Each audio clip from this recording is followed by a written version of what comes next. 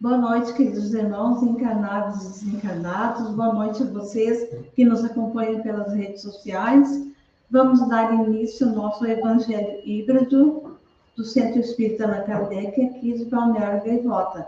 Vamos fazer a leitura do Fonte Viva, na psicografia do nosso irmão Chico Xavier, e ditado pelo Espírito Emmanuel. Diz a lição: busquemos o melhor. Porque reparas o argueiro no olho do teu irmão. Jesus, Evangelho de Mateus, capítulo 7, versículo 3. A pergunta do mestre, ainda agora, é clara e oportuna. Muitas vezes, o homem que traz o argueiro num dos olhos, traz igualmente consigo os pés sangrando. Depois de laborosa jornada na virtude, ele revela as mãos calejadas do trabalho e tem o coração ferido por 1000 golpes de ignorância e da inexperiência. É imprescindível habituar a visão na procura do melhor, a fim de que não sejamos ludibriados pela malícia que nos é própria. Comumente, pelo veso de buscar bagatelas, perdemos o ensejo das grandes realizações. Colaboradores valiosos e respeitáveis são relegados à margem por nossa irreflexão.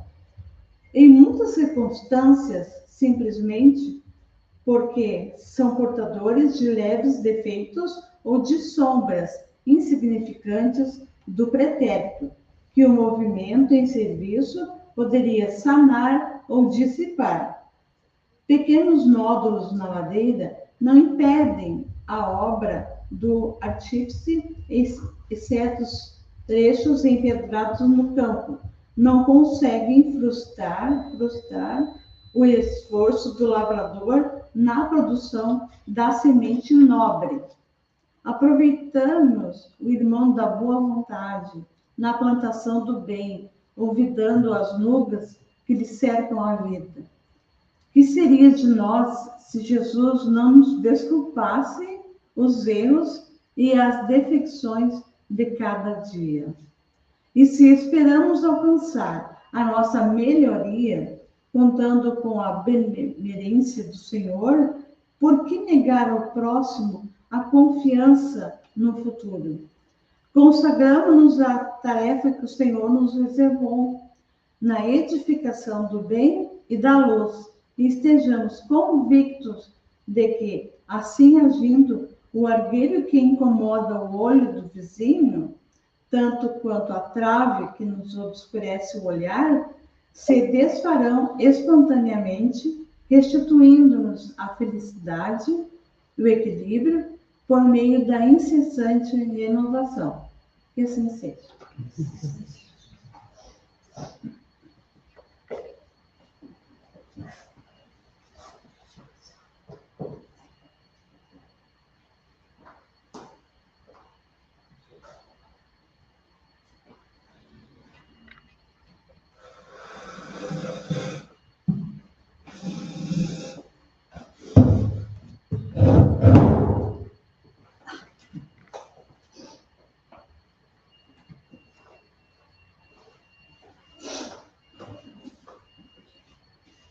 Boa noite. Boa noite a todos que nos assistem pela internet. Nós vamos iniciar o Evangelho de hoje, agradecendo a Deus pelas oportunidades que temos de conhecermos bem o Evangelho de Jesus, para que possamos nos tornar pessoas melhores a cada dia de nossas vidas. E assim nós oramos. Pai nosso que estás no céu, santificado seja o vosso nome. Venha a nós o vosso reino. Seja feita a vossa vontade, assim na terra como no céu. O pão nosso de cada dia nos dai hoje. Perdoa as nossas ofensas, assim como devemos perdoar quem nos ofende. E não nos deixe, Senhor, cairmos em tentações, e nos livre de todos os males. Que assim seja.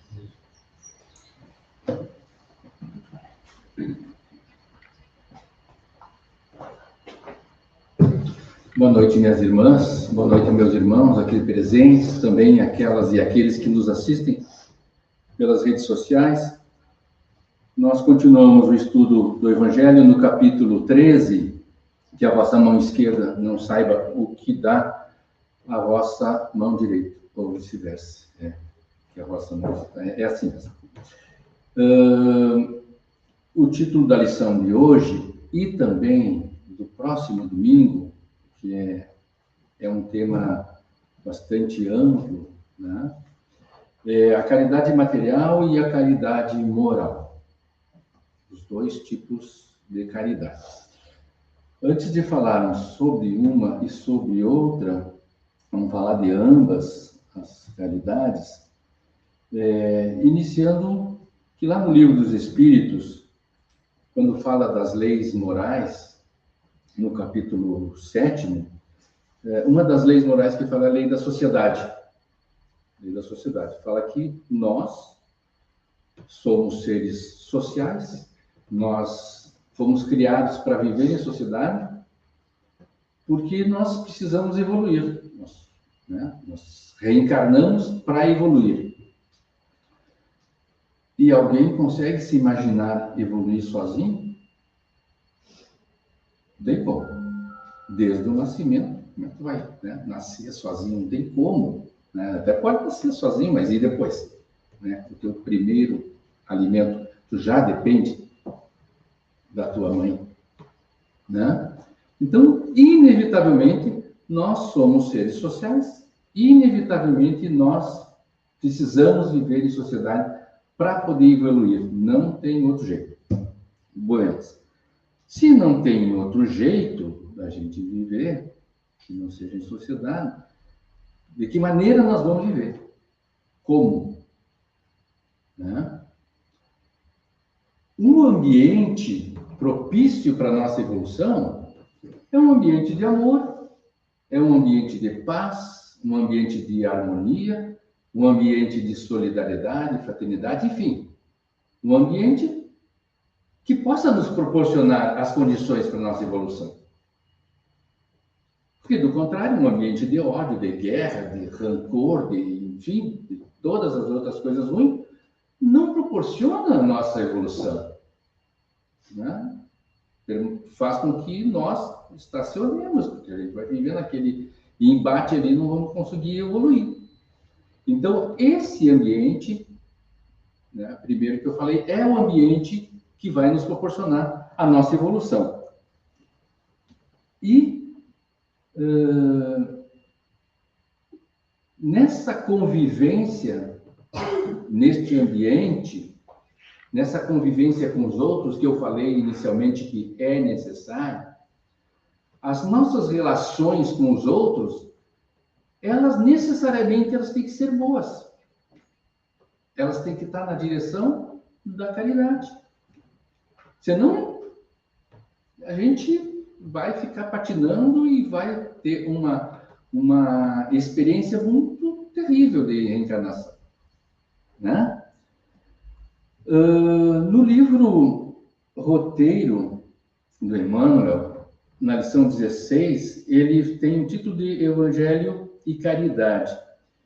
Ele fala que a caridade, antes de Jesus, ela é praticamente uma desconhecida. E ele fala nisso, se a gente for ver, né, nos tempos antes de Jesus e agora, como que eram, né, as relações entre as pessoas, as relações entre os povos. Antigamente era muito terrível se ver. Era uma constante dominação, um querendo dominar o outro, um querendo dominar o outro. Muito embora hoje em dia a gente ainda tenha, né, alguns governos, alguns estados que ainda têm essa mentalidade de querer dominar, de querer se apossar de tudo para si, no pensamento egoísta, mas no conjunto do planeta a gente evoluiu muito, né, de Cristo para cá.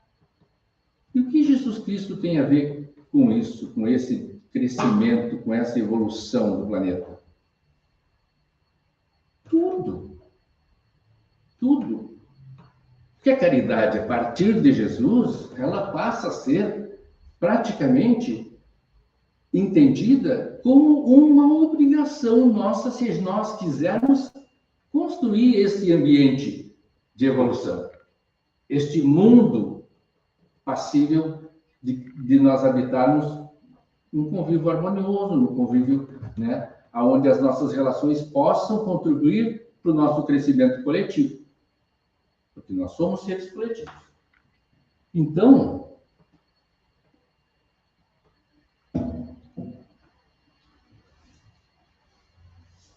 Cristo tem tudo a ver, né, com o crescimento e o desenvolvimento e a melhoria do nosso mundo, a melhoria da humanidade. Jesus alguma vez praticou a caridade durante a vida dele? A resposta para essa pergunta é uma outra pergunta. Jesus alguma vez não praticou a caridade durante a vida dele? Toda a vida de Jesus foi caridade. Todos os momentos de Jesus foi caridade. Se não uma caridade material, mas basicamente, fundamentalmente, a caridade moral. Através desse conjunto de ensinamentos que ele nos deixou e que a gente carrega até hoje e que é o que garante esse ambiente no nosso planeta que nos proporciona viver e nos proporciona evoluir. Embora as inúmeras ocorrências aqui e ali, de guerras, né, de assassinatos, enfim, que acontecem, mas, no geral, a gente consegue sair de casa, vir no centro espírita, sair e viajar para um outro lugar, visitar alguém no hospital. Na maioria dos lugares é assim.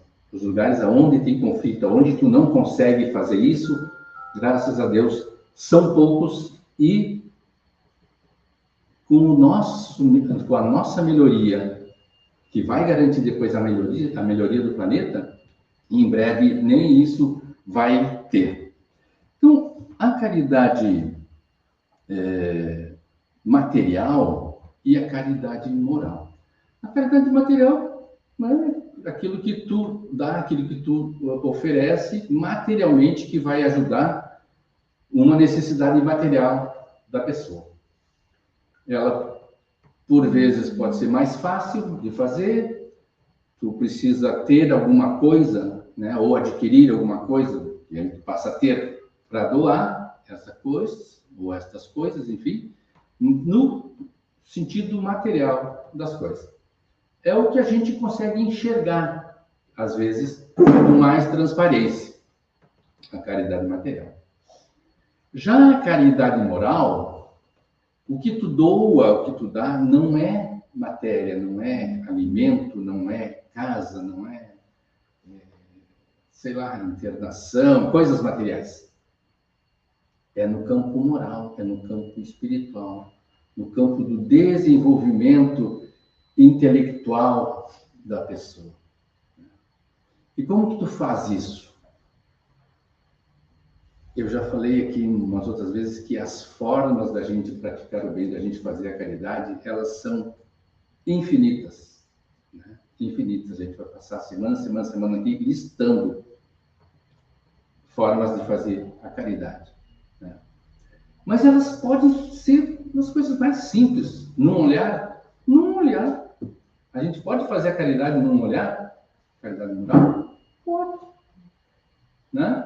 Numa situação que a gente percebe, às vezes, que está adversa, né? E a gente não quer contribuir para aquela situação piorar, às vezes um olhar da gente, né, ajuda. O olhar acrescido de um sorriso, né? Um sorriso que a gente dá, às vezes, para uma pessoa, puxa vida, né? Aquela pessoa, às vezes, passa o dia inteiro bem, porque alguém olhou e sorriu para ela. Né? A gente tem relatos, às vezes, de situação de pessoas de rua que dizem que, puxa vida, Há quanto tempo alguém não olhava para mim, não sorria para mim, não conversava comigo, né? E assim, as situações aonde envolve a caridade moral, ela é muito vasta. A gente pode fazer de várias maneiras. Nesse caso, né, é vantagem para a gente, é vantagem para todo mundo ser caridoso. Né? Por quê? Porque nós vamos estar construindo um mundo melhor. Porque aquela pessoa que hoje nós estamos ajudando, a gente pode reencontrá-la futuramente e a situação pode ser diferente, porque a gente sabe que nós não somos eternos nesta encarnação. Nós já vivemos muitas e ainda muitas vamos viver. E podemos reencontrar as outras pessoas. E podemos estar em situações diferentes, né? Onde quem nós ajudamos poderá nos ajudar numa necessidade. Né? Aí, quem nos ajudamos poderá ter sido um ente querido nosso numa outra encarnação e naquela a gente não sabe. E a pessoa aparece na nossa vida precisando de ajuda e a gente tem a oportunidade de ajudar, às vezes até de resgatar algo do passado naquela oportunidade. Só que às vezes a gente, comodamente, né, acaba deixando aquela oportunidade passar, acaba deixando por uma outra hora. Agora acho que não, agora não, acho que não vai dar agora, enfim. A gente acaba deixando muita coisa passar. O feijão está me fazendo sinal para eu acelerar. Então, assim, para terminar. No livro O Consolador, 4 minutos, tem uma pergunta, né, que faz: se nós espíritas devemos praticar somente a caridade moral ou também a caridade material? E ele diz que as duas são importantes, que vai depender das circunstâncias. Às vezes a gente pode fazer uma, ou pode fazer a outra, ou às vezes, no mesmo ato, a gente pode fazer as duas, a caridade material e a caridade moral. Naquele exemplo que está no Evangelho daquela senhora que sai com a filha, né, e que se veste humildemente para doar alimentos para as famílias, naquele gesto dela, ela está fazendo a caridade material ao doar os alimentos e também moral quando ela entra na casa das pessoas e conversa com as pessoas, leva consolo, leva amparo, e também quando ela dá o exemplo para a filha seguir os passos dela. Outra forma de caridade moral. Para finalizar, nós sabemos que fora da caridade não há salvação. Né? E eu costumo dizer que fora da caridade não há evolução. Né? Por tudo que a gente viu. Se a gente não se esforçar para fazer um ambiente melhor, um ambiente que nos proporciona a nossa evolução, nós não vamos estar sendo caridosos. Então, sem a caridade, não tem evolução nossa, não tem evolução do nosso semelhante e dos nossos irmãos. E para finalizar mesmo, dizer o seguinte: essa letra aqui é de uma música que já foi cantada aqui no Centro Espírita, de autoria do Feijão, com a ajuda da inteligência artificial, que diz que caridade é ser bondade, é sorrir, é ajudar. Uma mão que se estende faz o mundo iluminar. Caridade é a luz no coração, é plantar a paz em cada mão. Com Jesus aprendemos a amar, espalhando a esperança no olhar. Se alguém erra no caminho, vamos sempre compreender. Perdoar é gesto lindo que nos eleva a viver. Então, no próximo domingo, esse tema dá sequência também. Só encerra. Sempre nosso. Então, encerrando o Evangelho de hoje, vamos pedir a Jesus, a Deus, que possamos entender